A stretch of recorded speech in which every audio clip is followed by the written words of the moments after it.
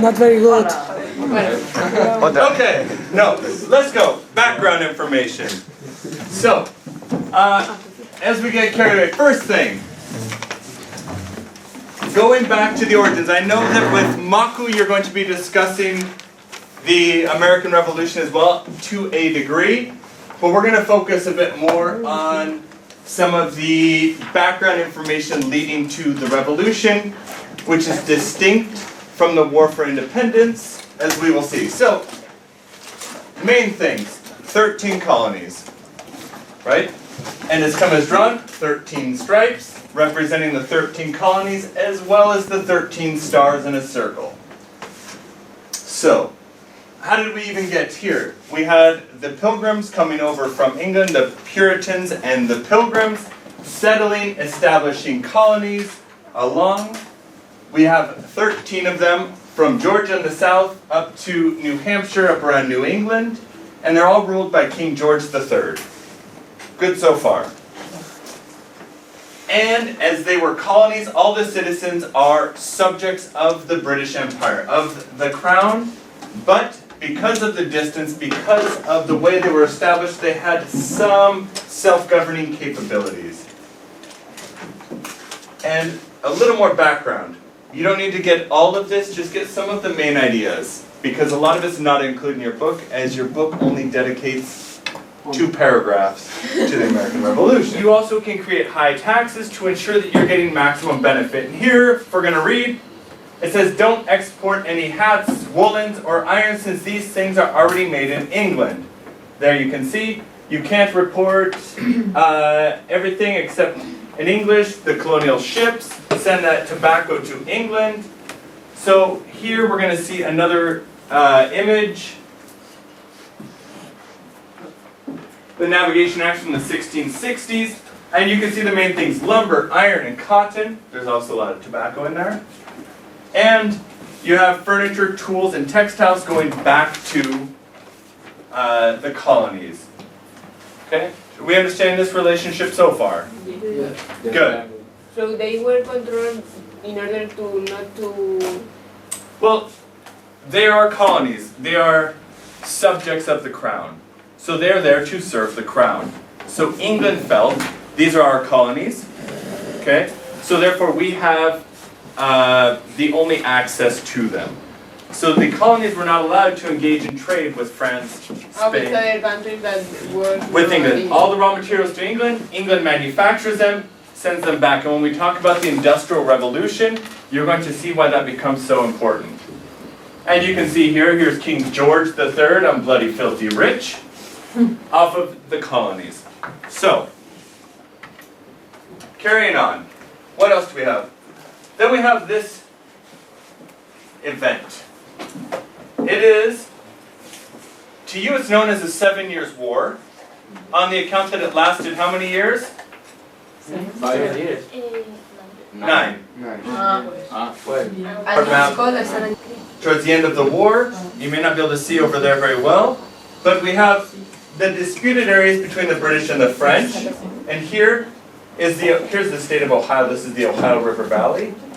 Then we have disputed British-Spanish lands, and then Spanish Florida. So, there's the series of battles, and in the end, what happens? This is the way it changes. Okay? After the Treaty of Paris in '63, the French leave North America. Okay? In theory, there's still French people living there, but the French leave. It becomes British North America, and then there's also, well, let me explain. Spain loses Florida as well. They'll get it back in 20 years, don't worry. But they have access and full control over Cuba, and France receives rights to some lands in the Antilles, as well as what is now Haiti. So here's the way things are going to change. Okay? And the Danish are still here in Greenland doing their thing. Yes, sir? Why did the French give up the US land? Because they lost the war. But at the time, the French didn't view it as that bad of a deal. because they have access and they gain full control over the Antilles, which provide valuable resources, sugar. So you have a lot more cash coming in from sugar than you do from whatever's happening up there. So they signed the agreement, the Treaty of Paris in '63, and the British, to make amends with the tribes, established the Proclamation Line of 1763. Here we have, you can see this line, this is the Indian Reserve of 1763, meaning that it's dominated by Native Americans. It is their land. We have lost by Spain, gained by Britain until, as we know, 1783. And so you have this set up there with the 13 colonies. And the colonists are going to move past. Here's the proclamation line. The colonists ignore them. They're upset with the crown. We just sacrificed lives. We fought this war for you. And then you're going to prevent us from settling. And this is a big issue. And this is probably what you're going to hear most often when people talk about the revolution. This bit right here. Britain had to borrow money. War is expensive. 150 million pounds. Okay? The interest alone on that, because you have to pay it back with interest, is half of their national budget. Okay, to answer your question though, Britain's in debt. War is really expensive, and you're going to need to borrow money. So you borrow money, but you always borrow money with the idea that if I borrow 100 euros from Edu, he's going to say, you have to give me 105 in return. Or you have to pay an amount, but there's always a percentage of interest. So in the end, you're paying a lot more money, but you had to borrow it in the first place. So in this case, Britain borrowed 150 million pounds, and there's interest on that money they borrowed. So they're having to use half of their national budget alone just to pay the interest. So how are they going to increase their income? By taxes. Taxes. By taxing the colonists, and this is going to be the basis of a lot of the revolution. Yeah? And also the French were affected by the War of 7 Years. Absolutely. Of course. Absolutely. And we're going to see later on that the French and the Spanish are going to support the revolution against Britain. In 1733 there was a tax on molasses, which is often used in making alcohol, right? Especially rum. But this is going to be reenacted. Although the tax is reduced from 6 pence to 3 per gallon, they're going to start enforcing it. Before there was a tax, but does anyone pay it? No. And the colonists were really good at smuggling. You know what smuggling is? To bring things in illegally. Right? And so, this is the other piece that really, really upset them. That all of a sudden, not only are they going to enforce the tax, but that all of these smugglers are going to be tried in Britain. They're going to be held and tried not by the colonists, who were notoriously lenient on the smugglers because they like cheap rum. After the Sugar Act comes one of the worst and most offensive for the colonists, which is the Stamp Act. And what the Stamp Act is, it says all printed material must carry a stamp. It's going to cost 1 penny. But you imagine all of the printed material, newspapers, every document that lawyers go through, all of the proceedings, everything must carry a stamp. Anything that's printed. So over time, that's going to be a lot of money. And at this point, colonists were fed up, so they decided to boycott, to stop buying all British goods. And this could be the first united effort from all of the colonies working together. It was repealed in 1766 and replaced with the Declaratory Act, which wasn't a new tax, but it was basically Britain saying, we can do what we want. You are our colonies and our colonists. You are loyal to the crown. We have the right, we're not going to, but if we wanted to, we could. And this comes from Mr. Townshend, who established a board of customs, increases taxes. You don't need to write down all of these, just get the main ideas. And the purpose, obviously, raise money, enforce compliance, and punish New York. They're going to punish New York because New York refused to house British soldiers, called the Quartering Act. So they're going to punish. It's met with resistance. They say no to the Townshend Acts. And then Boston is going to be occupied by British troops. What's the ratio? 4-1. We have the Boston Massacre. I know. The soldiers fire upon the colonists.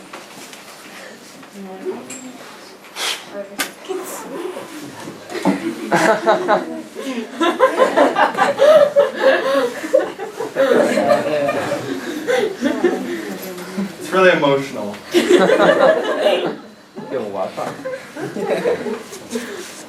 Come on, what?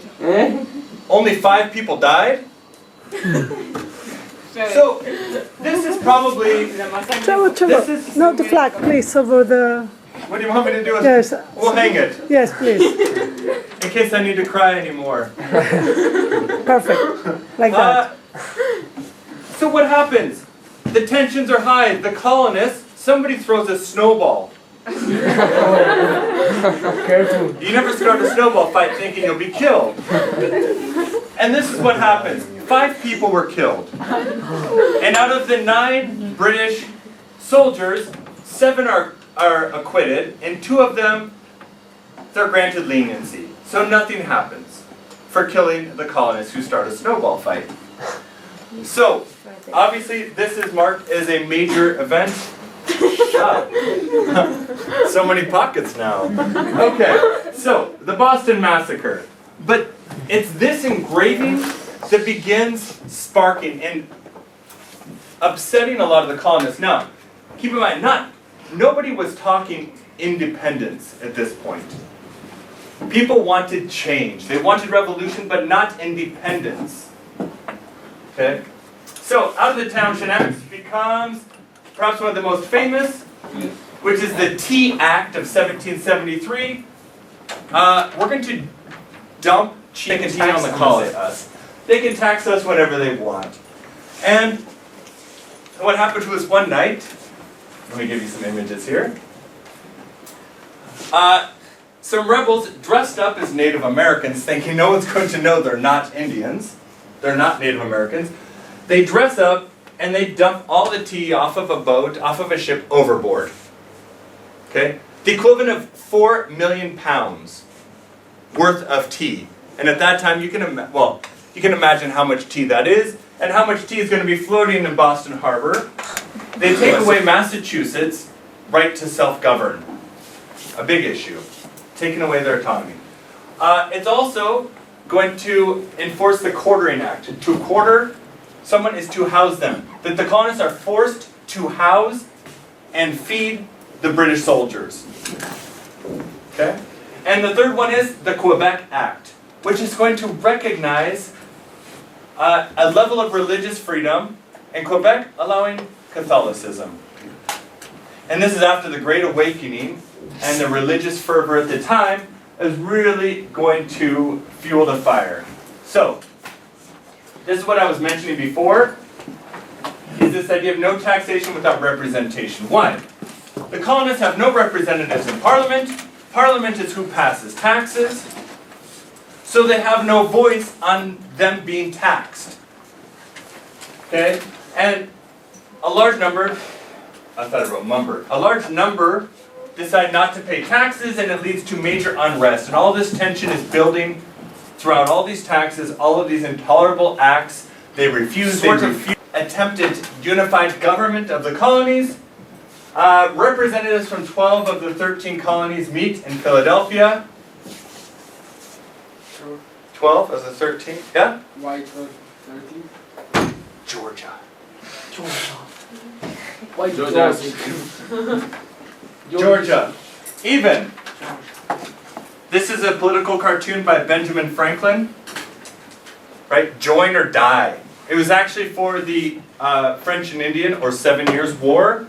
But you can see the different New England, New York, New Jersey, Pennsylvania, Massachusetts, Virginia, North Carolina, South Carolina. No room for Georgia. Georgia is absent. And here's the reason. Where is Georgia in relationship to all the other colonies? Paraguay. The furthest south, the southernmost colony. And who are they? Who do they have a border with? Well, it used to be Spanish Florida. You have the Seminoles. You have a lot of attacks. Also to the west, there's lots of threats from the Native Americans. They wanted to maintain a close relationship with Britain for protection. So they didn't want to join all of this rebel... Yeah, the colonists fighting all of this. And they weren't sure they were going to get anything. They So were like a part. they stayed out of it. They said, we're going to say... I know. Don't worry, we can stay all great. Okay. And we're going to end with this song. So this is going to be good. We're going to get to the start of the revolution. So, shot heard around the world.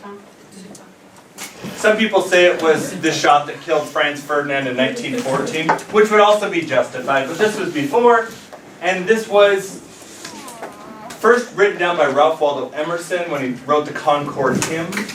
And what happens? The British troops are marching to Lexington to arrest Sam Adams and John Hancock, those rebels. They're going to arrest them.